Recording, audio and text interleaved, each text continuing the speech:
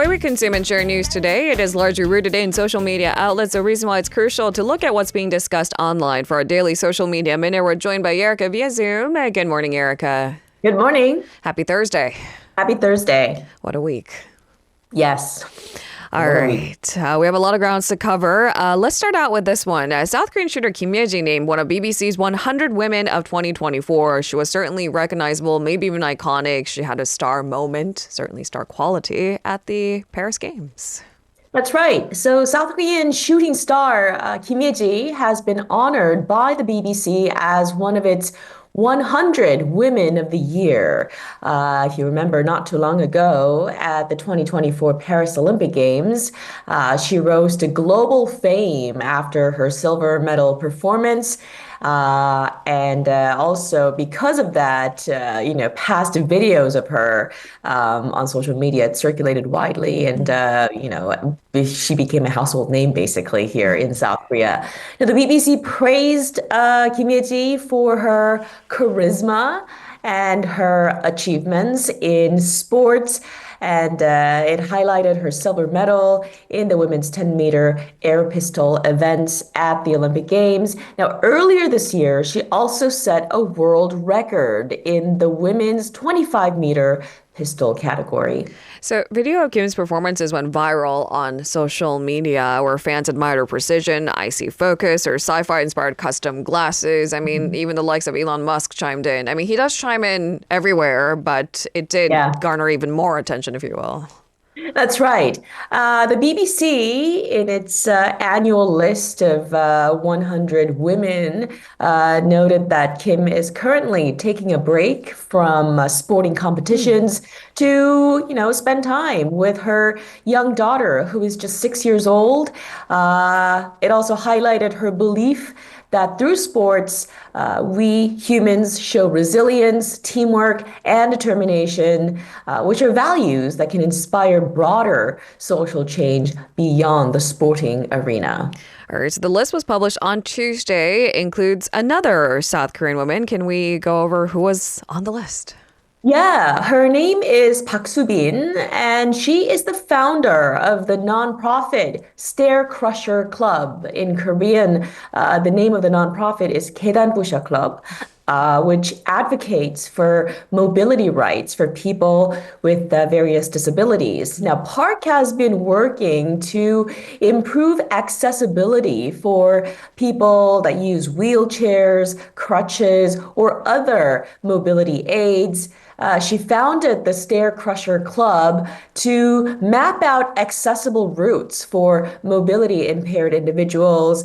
The project maps out places, locations that are hard to reach without using stairs, and basically makes it easier for people with mobility challenges to get around. Now, the BBC said that more than 2,000 volunteers have helped build the Stair Crusher Club's database by rating the accessibility of more than 14,000 places across South Korea. And amongst those 2,000 volunteers are some of my students as well. Really? I mean, I'm just realizing for the first time how big of a difference a nonprofit makes. I mean, the scale of it seems much bigger than I realized. Can I ask you a pretty basic question? What inspired then Park Soo-bin to start this project? Yeah, so she actually uses a wheelchair herself. Okay. So this project is very personal to her. And she began the project after she realized just how many spots in Seoul were difficult or even impossible for her to access. So that was the inspiration behind this nonprofit. Taking some of her tough life experiences and trying to make it better. I mean, that is as deep as an inspiration can get. And she's certainly making a difference. Park Soo-bin, the founder of nonprofit Stair Crusher Club. I must say, the naming of it is pretty clever, too. 계단 부셔 Club. I love it. All right. Who else made the list? Some notable women that were included in the BBC Women of the Year 2024. Yeah, so amongst the notable figures on this year's list included, well, so many, 100 of them, obviously. And I really urge our listeners to go to the BBC site and check out this list because like each and every one of their stories is so inspiring. Among them are astronaut Sunita Williams, who is currently stranded in space. What was supposed to be an 8 day long space trip for her, well, basically things went wrong, and now she cannot come back to Earth until February of next year. But she's shown remarkable resilience and a lot of inspiration for many. There's also a woman who recently made global headlines, rape survivor, French rape survivor, Giselle Pellicot. Actress Sharon Stone is amongst the list as well. Some more athletes, Olympic athletes, Rebecca Andrade and Alison Felix. Singer Ray is in there as well. Nobel Peace Prize laureate Nadia Murad. Visual artist Tracy Emin, the list just goes on. Towards the end of the year, I start playing that Run song, 525,600 Yeah. minutes. And the key phrase that I always go back to, part of that song is, how do you measure a year? There's many ways to do it. That song, it says measure it by love. That's one way to do it. Another is to look at these incredible accomplishments and look back at the world and think, maybe it wasn't all bad. Sometimes the headlines, and especially during times of uncertainties, it's hard for us to refocus, reevaluate, gain the strength to go through another day. And this is a good place to start, I Yeah. think. Just mentioned a few names just a while ago, but some of these women have faced deadly conflicts and humanitarian crises in Gaza, Lebanon, Ukraine, and Sudan. And they've just shown just new levels of resilience. That's why they made this year's list. And I don't know, I really highly recommend going through this list and, reading through these women's achievements and what they fight for every single day of their lives. The list you're looking for this morning is BBC Women of the Year 2024. Now, turning our attention to our second buzzword this morning, in times of great uncertainties, we all need a therapist. I'm all for this. Now, it's even better if the therapist is accessible at all hours of the day. ChatGPT apparently has become the go-to digital therapist for venting emotions. Can this be my next emotional dumping ground? I don't know. You can try. Now, ChatGPT marks its second anniversary, and people are discovering new and creative ways to use this AI tool, including as a digital outlet for venting their emotions. Is anyone else thinking poor ChatGPT? Well, if you think about project, it's a machine Right. at the end of the day. But yeah. So on social media, many people in their 20s and 30s are sharing their stories of using ChatGPT as a digital counselor. For example, one overseas worker identified as A turns to ChatGPT to vent their frustrations in Korean. Now, by training the AI to respond positively and even call them boss, this person finds a lot of comfort without, having to burden their friends. They explained, I don't want to treat my friends like emotional dumping grounds. ChatGPT is like my personal safe space where I can shout my worries. Another user who works at a local company here in South Korea shared a similar experience on social media. They said, as the youngest at work, I get pushed around a lot. Hearing ChatGPT call me sir feels great. It's nice to unload raw emotions without worrying about offending anyone.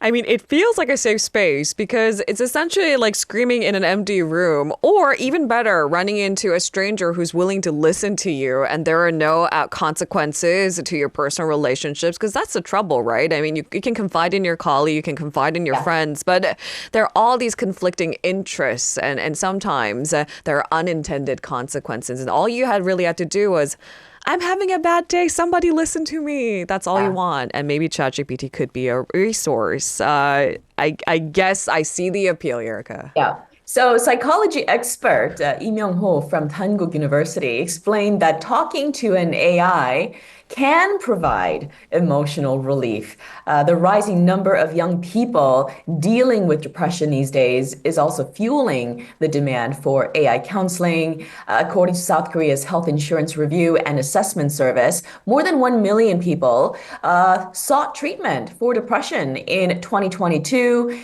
Those in their 20s and 30s made up the largest share. One psychiatric patient identified as Kim shared on social media that they have used ChatGPT to talk about their depression. They trained the AI to acknowledge their struggles and offer praise for making small achievements.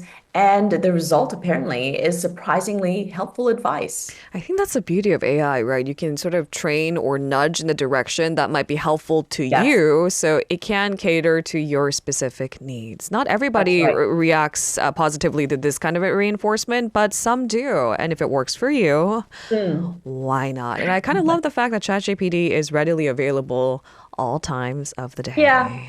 that's right. Another user who receives regular therapy said ChatGPT offers tailored answers Mm, instantly, right away. mm, And finding the right counselor takes a lot of time and a lot of effort, mm. but ChatGPT gives them responses that fit their needs right away. So there you go. All right. It must also be added that professional therapy is usually very costly. It's also time Right. consuming to Yeah, find the right therapist, as you've said. Now, AI tools, on the other hand, are much more affordable. that's right. All right. Should we review how much it actually costs to hire a therapist in South Korea just for some reference? Sure.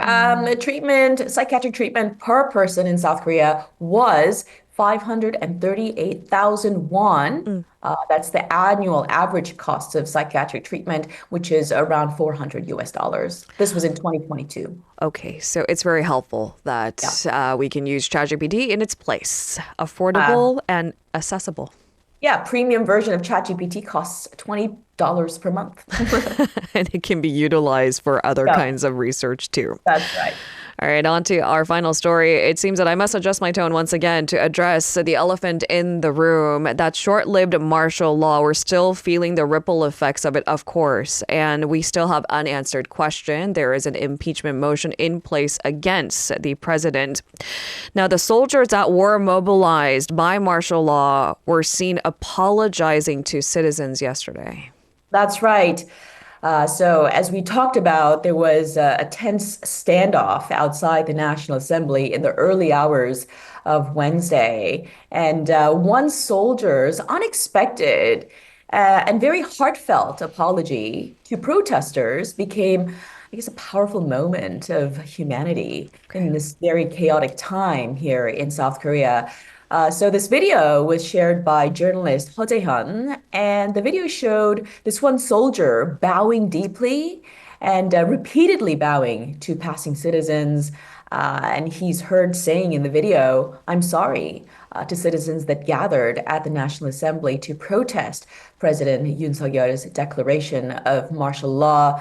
The journalist wrote under the video post, "When you bowed once, then twice, and then three times, I could feel your sincerity. It felt like you were saying, 'I am with you on the side of democracy.'" So tensions were definitely high throughout the night, but even during the standoff, there were moments of compassion. There was another instance, actually, a soldier hugged an angry protester and kind of like patted him on the back and trying to calm him. So these small gestures of kindness and empathy offered a glimmer of humanity, I guess, in an otherwise really heavy and really uncertain night.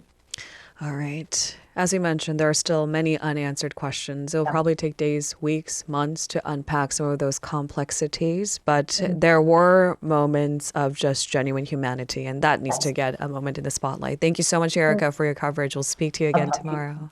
See you tomorrow. If you're listening to our program using the podcast service, just a reminder that we do go live Monday through Friday, 7 a.m. Korea Standard Time. So tune in and help us make the show more informative by giving us your input. See you bright and early on Good Morning Seoul.